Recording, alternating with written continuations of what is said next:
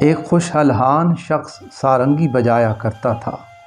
اس کی آواز پر مرد و زن، بچے سبھی قربان تھے۔ کبھی مست ہو کر گاتا ہوا جنگل سے گزرتا تو چرند پرند سب اس کی آواز سننے کے لیے جمع ہو جاتے تھے۔ ان بھول بھلیوں میں جب عمر گزار بیٹھا اور بڑھاپے کے آثار نمودار ہو گئے تو آواز بڑھاپے کے سبب بھدی ہو گئی۔ وہ شاخ آواز بھی رفتہ رفتہ کنارہ کش ہو گئے، اور نہ ہی اس کی سارنگی میں وہ سوز رہا۔ وہ جدھر سے اب گزرتا اب کوئی پوچھنے والا نہ تھا۔ نام و شہرت سب رخصت ہو گئے۔ ویرانی اور گمنامی میں فاقے پر فاقے گزرنے لگے۔ اس شخص پر بے کسی کا عالم تھا۔ خلق کی اس قدر خود غرضی دیکھ کر ایک دن بہت مغموم ہوا اور دل میں کہنے لگا، یا اللہ، جب میں خوش آواز تھا تو مخلوق مجھ پر پروانہ وار گرتی تھی اور ہر طرف میری تواضع ہوتی تھی۔ اب بڑھاپے کی وجہ سے آواز خراب ہو گئی ہے تو یہ ہوا پرست اور خود غرض لوگ میرے سائے سے بھی گریزہ ہو گئے ہیں۔ ہائے، ایسی بے وفا مخلوق سے میں نے کیوں دل لگایا؟ یہ تعلق کس درجہ پر فریب تھا۔ کاش میں اللہ تعالیٰ کی طرف رجوع کرتا، اپنے شب و روز اللہ کی یاد میں گزارتا اور اللہ سے اپنی دعائیں اور التجائیں مانگتا تو آج یہ دن نہ دیکھنا پڑتا۔ سارنگی بجانے والا دل ہی دل میں نادم ہو رہا تھا اور آنکھوں سے آنسو جاری تھے۔ اس نے ایک آہ بھری اور خلق خدا سے منہ موڑ کر دیوانہ وار قبرستان کی طرف روانہ ہو گیا اور ایک پرانے غار نما گڑھے میں جا بیٹھا۔ روتے ہوئے اس نے عرض کیا، اے اللہ، آج میں تیرا مہمان ہوں۔ ساری مخلوق نے مجھے چھوڑ دیا ہے تو اب بجز تیری بارگاہ کے میرے لیے کوئی پناہ نہیں ہے۔ اے اللہ، آشنا بیگانے ہو چکے ہیں، اپنے پرائے ہو چکے ہیں، اب تیرے سوا میرا کوئی آسرا نہیں۔ سارنگی بجانے والا اس طرح آہوزاری میں مشغول تھا اور اس کا دل خون کے آنسو رو رہا تھا۔ بارگاہ الہی میں اس کی ندامت کے یہ آنسو قبول ہو گئے۔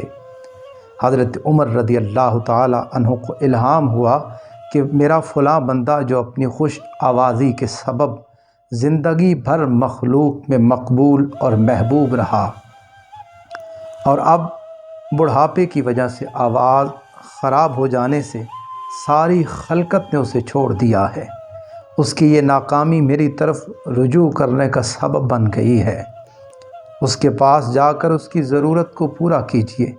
ہم نے اپنے فضل کو اس کے لیے خاص کر دیا ہے، اب اسے مخلوق کے سامنے ہاتھ پھیلانے کی ضرورت نہیں۔ حضرت عمر فوراً اٹھے اور ضرورت کا سامان لے کر اس کی طرف چل دیے۔ قبرستان کے نزدیک شکستہ غار نما گڑھے میں ایک بزرگ انہیں سوئے ہوئے نظر آئے، جن کا چہرہ اور داڑھی آنسوؤں سے تر تھی۔ اسی اشک ندامت سے ان کو یہ مقام ملا تھا۔ سارنگی بجانے والا بوڑھا کب خاص اور مقبول ہو سکتا تھا؟ مبارک ہو اے راز پنہا، مبارک ہو۔ حضرت عمر اس غار کے سامنے کھڑے ہو گئے تاکہ بزرگ بیدار ہوں تو ان سے ملاقات کروں۔ اسی اثناء میں آپ کو چھینک آئی جس سے ان کی آنکھ کھل گئی۔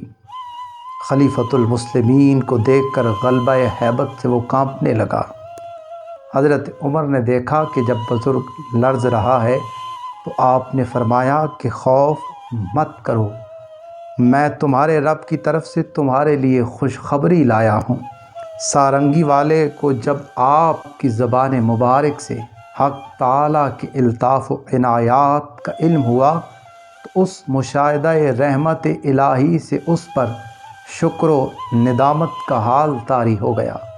اپنے ہاتھ کو ندامت سے چبانے لگا اور اپنے اوپر غصہ ہونے لگا۔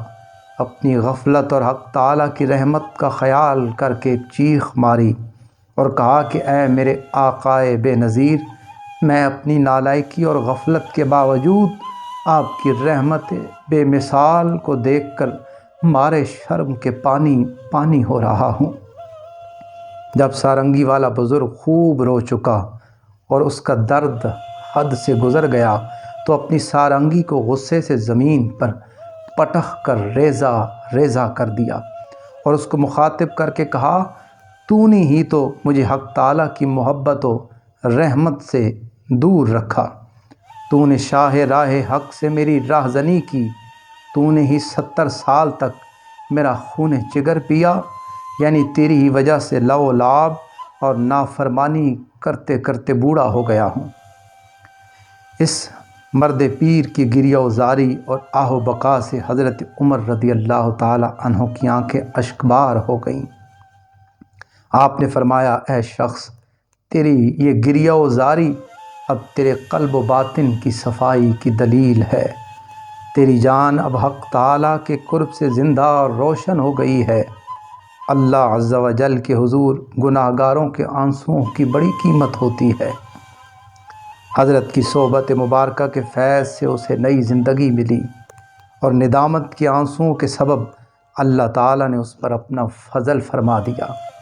اس حکایت سے ہمیں درس حیات یہ ملتا ہے، اپنی غلطیوں اور گناہوں پر نادم ہو کر تائب ہونے سے اللہ کریم معاف فرما دیتے ہیں۔ رب تعالیٰ کے ہاں گناہ گار کے آنسوؤں کی بڑی قدر و قیمت ہے۔